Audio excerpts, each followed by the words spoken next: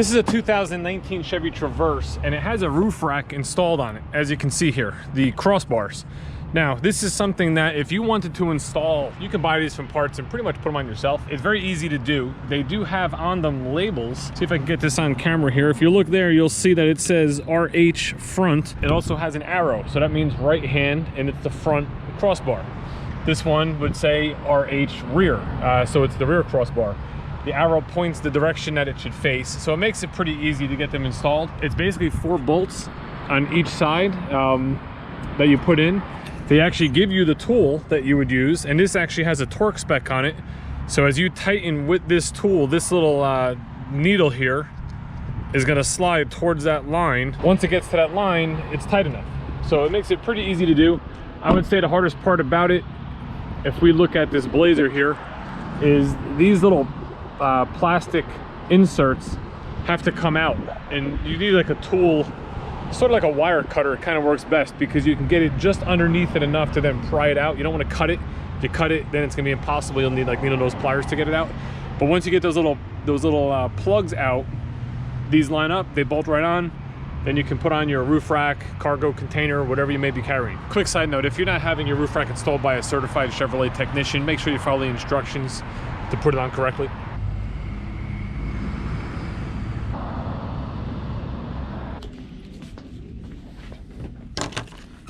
In addition to the tool you get for the roof rack, you're also, of course, going to get both keys. You have the original window sticker and all your books. A bunch of different books in here. So you have your full owner's manual, which goes through the whole vehicle, you know, front to back. You have a book on just the infotainment system. So this is on the touchscreen radio and all the features and functions that that has. Limited warranty book, which is going to go through the different warranties on the vehicle, you know, how things are covered, emission control systems, all that sort of stuff. You have a book for Sirius XM radio. This will go through all the different channels, things like that, just in case you haven't had it before. You can see what kind of music and talk shows and things like that they have. There's over 200 stations that you can listen to. It's a free trial of most of the cars for 3 months. And you get this, which is probably the most important. This is getting to know your Traverse or whatever vehicle you decide to buy.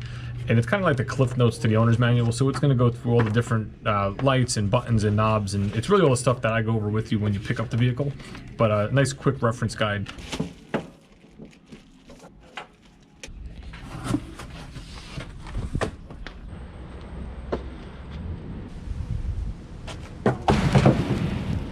It's Wednesday, May 8th. It's actually my 6th day here at the showroom, working this month. Just want to give you an update on where I'm at. I've only spoken to 5 customers that came into the showroom. Of those 5, I've only sold 1 of them. The other 3 cars I have sold this month are all carryover from April. One of them is carryover from like March, that we finally were able to get a deal put together to the customer's satisfaction. So this is what we do all day. You know, we handle floor traffic here as salespeople. We have a business development office here at the store. And what the staff in this office handles is basically all the inbound traffic other than people physically walking into the showroom. So any leads through various sources like AutoTrader, Cars.com, phone calls, emails, all that sort of stuff. And then their job is to set the appointment to come in. When the appointment comes in, that's where a salesperson who greets the customer will be able to take over. Now at our store here, we have an open floor, which means there's no rotation, there's no who's next, anything like that. It's just, if you're looking to sell cars, get out in front of as many people as you can. So our job throughout the day is just to basically keep an eye on this door and wait till customers come in and help them out. Right now, there's a gentleman here looking at a Corvette that I'm gonna help. And beyond that, it's all follow-up. It's just trying to get your customers back in that were here that you didn't sell at the time they were actually at the store.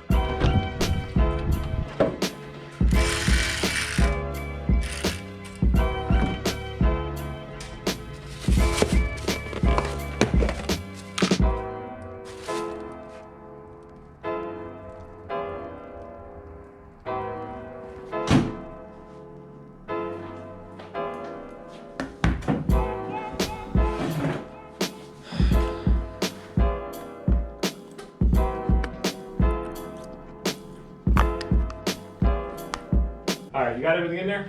Yep. All right, I'll get you the face sheet. We just put a deal together. So in my video that you may have watched prior to this one, I had a customer come in late at night, and they did in fact just buy a car with me today. And he was quite the master negotiator. We went back and forth quite a bit. You know, they got a fantastic deal. Like all our customers get fantastic deals.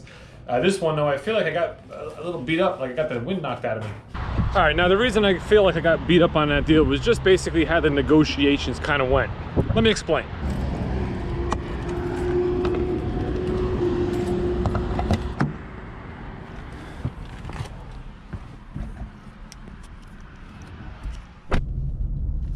Now, we work every deal to the fullest when we have a customer in front of us.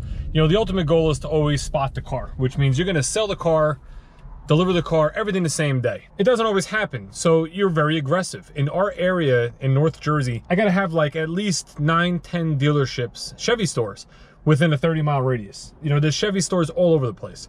So on new cars, we are always very aggressive. You have to be. It's the only way to compete. So when a customer decides they're gonna think about it overnight and then come back, a lot of times there's really nothing else you can do to put that deal together. And that was sort of the case today. The only thing that we could do is we could do a trade appraisal for a trade that they did not have the other day. And when we worked numbers the other day, we were using the trade value that they got from another dealership as an estimate. I didn't have a VIN number. I didn't have anything I could do to plug into our software to kind of get an idea of what that value would be. So we just said, we're using their number. It's subject to appraisal when you bring the vehicle in. Now that the vehicle was brought in, we were able to take a look at it. We were able to put a number on it. Our number was a little less than what the other dealership was willing to do. And that's not rare. I mean, that sort of stuff happens all the time. Sometimes we're higher, sometimes we're lower. I generally like to keep everything separate. So I'm gonna have your sale price of your vehicle completely separate from your trade value. If you don't trade the car in, your sale price doesn't change. You know, this way you know what those true values are. I just feel that's the easiest and best way to work it. And it's really the most beneficial for you being a customer. But when that number is lower than what somebody else is willing to give you, obviously it brings up, you know, a red flag to say, well, hey, if they can do it, why can't you? And that's really what I had to kind of go through today and do today, was just really build the value in what we're offering and how we're pricing our new car, and understanding that, you know, listen, the trade value, it's what we can do on it.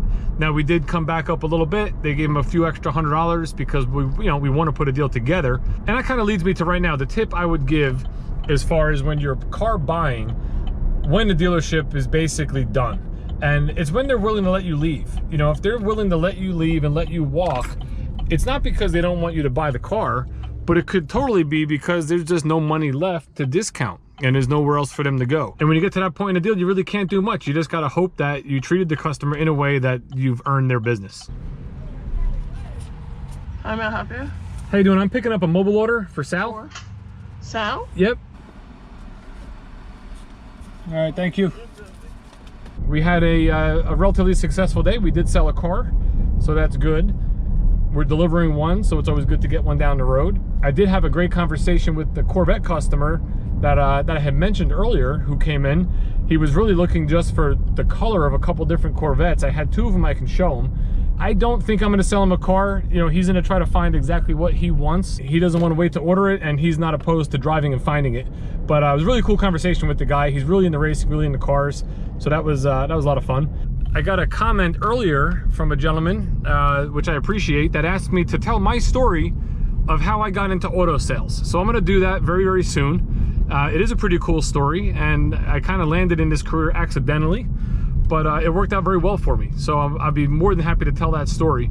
So I really appreciate you guys for watching. At the end of this video, you're gonna see a link to the Dealership Life playlist, where I'm putting all the videos that are sort of like dealership behind the scenes type stuff. So if you enjoy that, check them out, subscribe, and you know, if you hit that little bell, which I know you know this, you can be notified anytime I upload, which I want to roll at the moment. This is like 4 videos in 4 days of working. So that's the goal, is to just kind of keep pushing content out there. I really enjoy doing it. The other day I was up to like 1 o'clock in the morning editing a video, and you know, fall asleep, looking forward to get to work and do it again. Appreciate you guys watching. Thank you very much. Have a great night.